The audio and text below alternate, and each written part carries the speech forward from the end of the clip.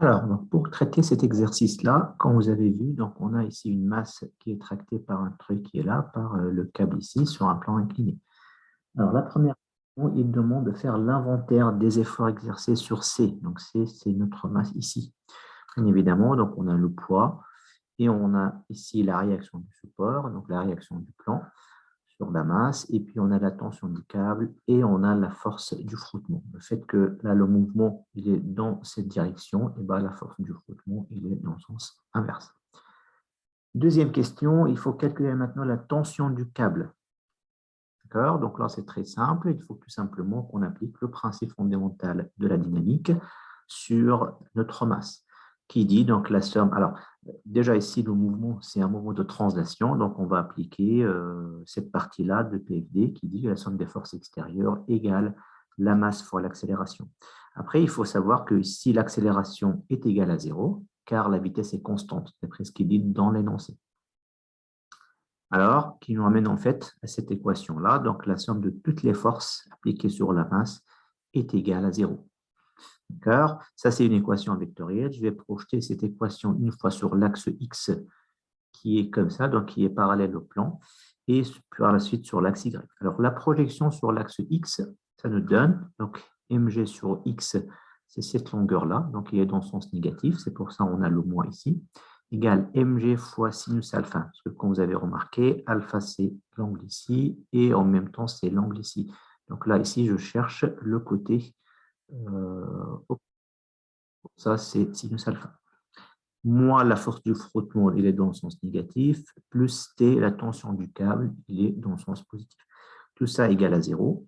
La projection sur l'axe Y, voilà, ça nous donne mg, donc c'est cette longueur-là sur Y, donc c'est mg cos alpha. Hein, il est dans le sens négatif, bien évidemment, et n, il est dans l'autre sens, dans le sens positif. Donc c'est pour ça que j'ai mis, donc il y a un positif qui est négatif et l'autre qui est négatif, donc j'ai mis l'égalité entre les deux. Maintenant, ce qui nous intéresse, c'est la tension du câble T. Ce qu'il faut savoir, c'est que la force du frottement ici, je ne l'ai pas, mais je sais que la force du frottement, normalement, c'est la réaction, donc N fois F petit f, c'est le coefficient du frottement. Alors, N, on peut déterminer à partir de cette équation-là. Hein, et puis, F petit f est donné.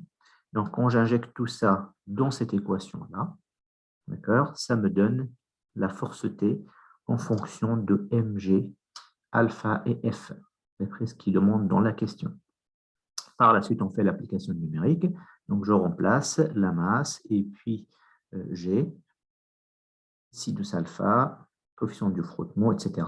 Et ça nous donne la tension du câble, finalement, en newton. Donc, 3726,8 newton.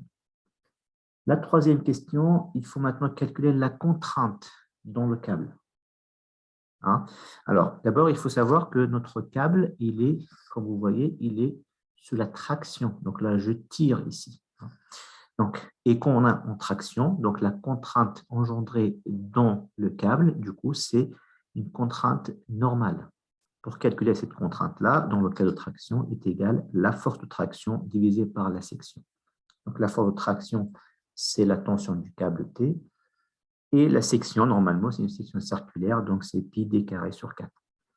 Je remplace tout ça, on a les valeurs, on trouve cette contrainte-là. Alors, pour déterminer la contrainte en mégapascal, il faut que je prenne ici la force en newton et les dimensions ou les longueurs ou le diamètre ici en millimètres. Hein? Donc, il nous donne le diamètre 1 cm. Donc, ici, je vais remplacer par donc, 10 mm. Contrainte. Maintenant, la contrainte, ce qu'on appelle la contrainte admissible. Donc, il faut que cette contrainte qui est dans le câble, il faut que ça soit inférieur à une valeur qu'on appelle la valeur pratique ou admissible, qu'il s'agit en fait de la contrainte élastique divisée par petit s, le coefficient de sécurité.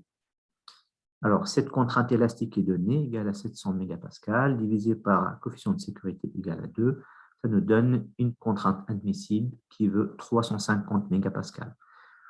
Pour être en sécurité, hein, ce qu'il demande dans le texte, donc il faut, on vérifie, là c'est bien, on a la contrainte de traction est inférieure à cette contrainte-là, donc c'est bon, et on est du coup dans la limite élastique. La question maintenant 4, il demande de faire l'inventaire des moments exercés sur le treuil. Tout simplement, hein, là, ici, ce qui nous intéresse maintenant, c'est le treuil. On a un couple moteur qui est appliqué par un moteur pour tirer la masse. Et puis, on a la tension du câble. D'accord? Donc, c'est ça les couples, en fait. C'est M et on a le moment de T par rapport à O. Question 5, il faut calculer maintenant le couple moteur CM. C'est très simple. Donc, il faut, pareil, comme tout à l'heure, il faut qu'on applique le PFD, le principe de la dynamique, sur le treuil.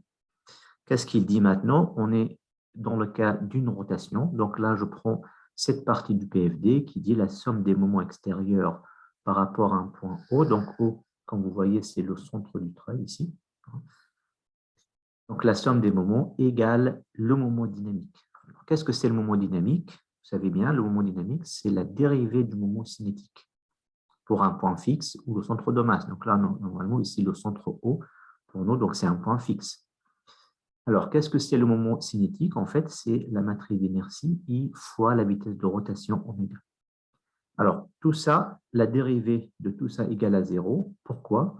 Parce qu'en fait, oméga, du coup, c'est une valeur constante. Et comme ça, la dérivée, là, ici, j'ai oublié le vecteur. Donc, et finalement, donc, oméga, c'est une valeur constante parce que la vitesse de montée ici, constante. Donc là, la rotation ici, ça sera une vitesse constante aussi. Donc tout ça, ça nous donne en fait le moment dynamique du coup est égal à 0.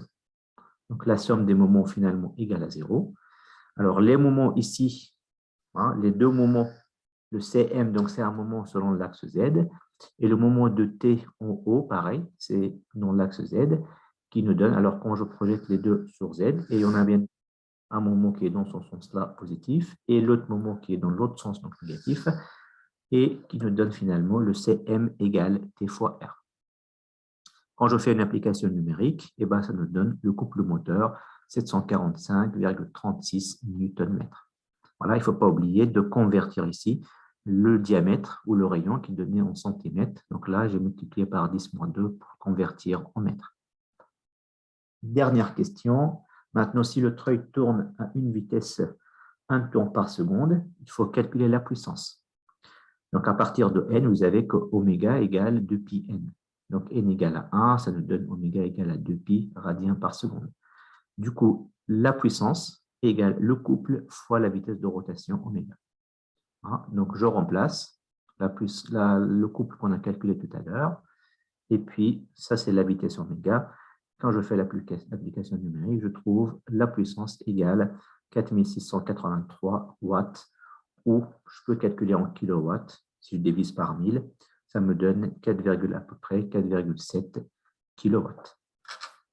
Et voilà, c'était tout pour cet exercice.